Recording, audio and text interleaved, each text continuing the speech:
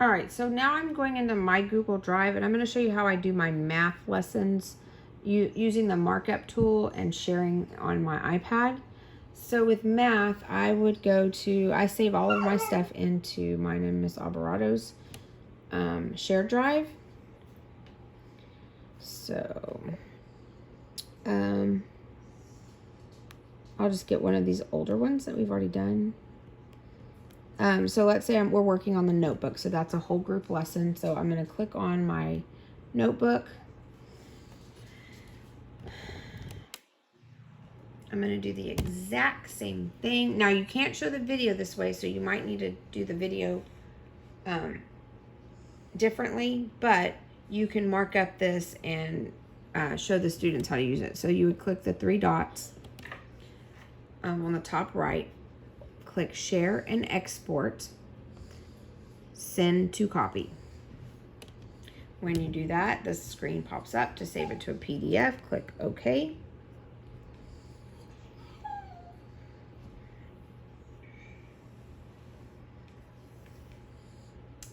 Now for me, I have folders already set up in my set up here on my files on my iPad. So you click save to file. So I would probably pick math because that's where I want to put it, because that's what this lesson's under. Click save. I'm going to exit out of here. I will go to that folder. Now, if you notice, the recent ones will be saved. So here's my recent one that I just put in there. Oops, there we go. So now here is my math lesson for the day. And you can read it. You can click the little pencil, have it change colors, highlight, whatever you want it to do. So let's highlight. This is what we're looking at. So, and then that you could talk to them about and mark up and work out problems. So to scroll, you might want to take off the markup and scroll up, because if not, sometimes it marks on there. So then you could do this one. Drew has 106 pennies or $1.06. Which of the following shows the correct placement of the 6? So this is where you could be like, okay, oops, let me get my pen out because that's my highlighter.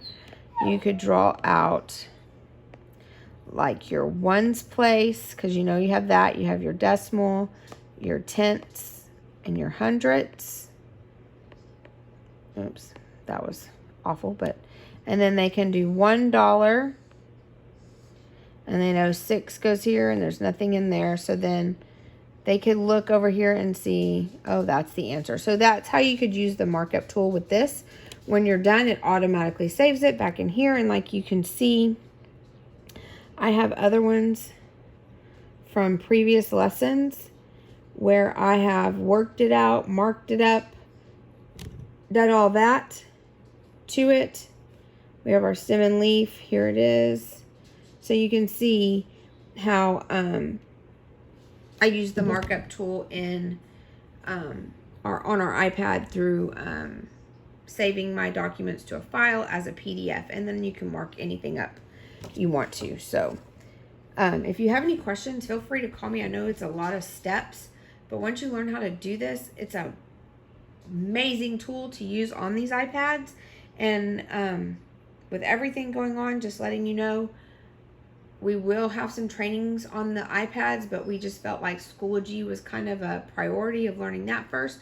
But if you need any help with learning and navigating the iPad, please reach out to me. And if I don't know, I will figure it out. Thanks.